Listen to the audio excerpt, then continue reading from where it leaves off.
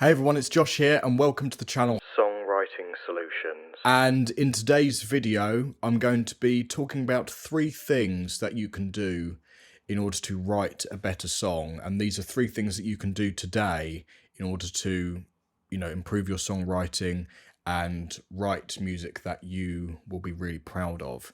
And these are 3 things that I do continuously all the time to try and improve my own songwriting and just my general musicianship skills. And you can do these today as well. So I'm going to be breaking them down, talking about it in this very brief video, and I hope you enjoy it. Let's dive in. So let's talk about the first one. The first one that you can do in order to improve your songwriting and your music is to essentially set yourself a timer. And the reason that I recommend this is because, typically as musicians and as songwriters, especially if we're doing this as more of like a hobby, sometimes we don't always have a lot of time in order to, sit down and actually try and improve or write a song, write music and things like that.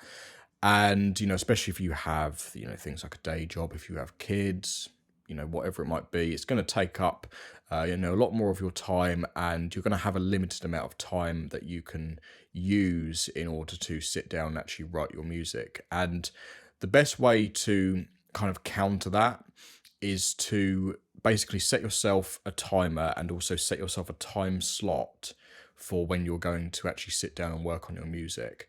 And the best approach that I've always taken to this, if you want to sit down and work on your own things, especially if your schedule is already quite busy, is to just let the people know around you that this is something that you want to do. This is something that's really important to you, and you want to take an hour or two out in the evening or in the morning or at lunchtime, and then you want to actually get out your stopwatch, on your phone, or you could get yourself like an alarm clock or something like that, and set yourself the time for how long you have, and then sit down and start writing, start coming up with some ideas for your next song. And the reason that this is such a good thing to do is because it forces you to focus, because you know that at some point that alarm clock is going to go off. And on the surface, it can seem like this is going to be counterproductive because you are, because you're kind of like forcing yourself into this very small section of time.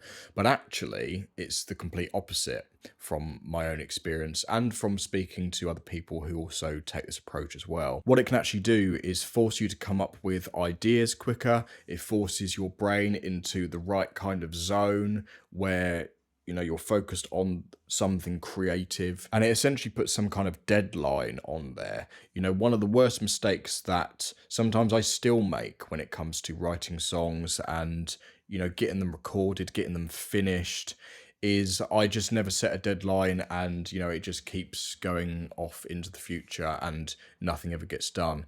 And, this is something that I'm continuously trying to improve myself, and this is why I'm passing this on to you. And, if it's something that you really do struggle with and, you're working by yourself in particular, sometimes it's good to collaborate with someone.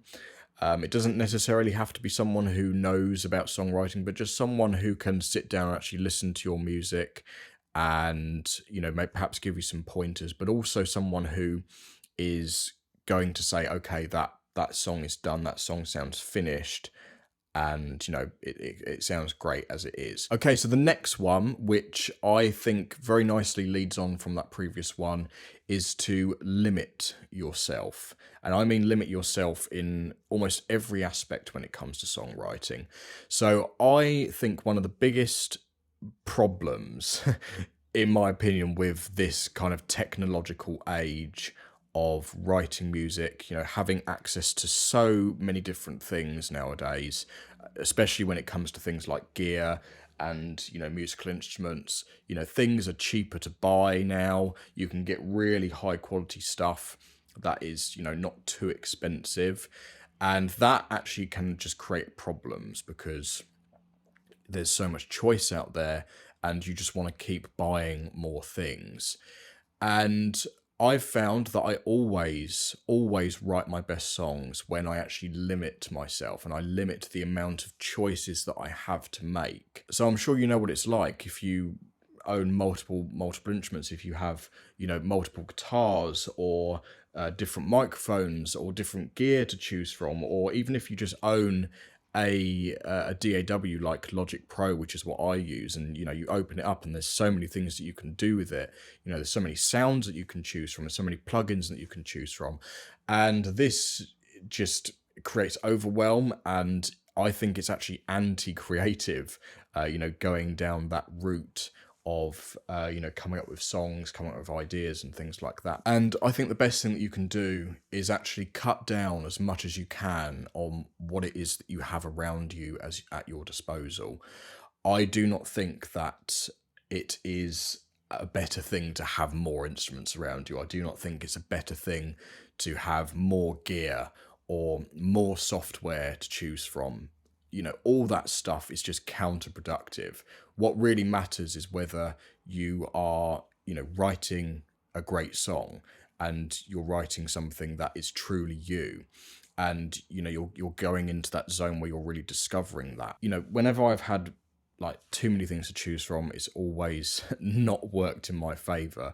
So that's the approach that I recommend for you. And the third and final thing I want to talk about here is an approach that I love to take as well when it comes to trying to spark inspiration, come up with new ideas, is to simply just learn something new. And when I say learn something new, I mean learn something new in terms of musicality, like how music is put together. One of the things that I'm currently revisiting and really trying to get good at is learning my modes. This is something that I have even over the last like 10 odd years of being a musician, I've pretty much just not really just like explored it. I've not really mastered it in any way, shape or form. And, I just want to be completely honest with you about that. Even though I have this music channel where I talk about songwriting, I'm helping other people with songwriting and things like that, does not mean that I know absolutely everything about songwriting myself. Modes is something that I've just not really explored all that much. And it's something that I'm personally working on at the moment. And this is something that you can absolutely do as well. Just like focus on one particular thing that you want to get really good at, and then you can explore it. You can start trying things out in your own music, and it just gives you more of a palette to choose from. And this, just to, clarify, this is the opposite to what I was saying earlier, where, I was talking about limiting yourself.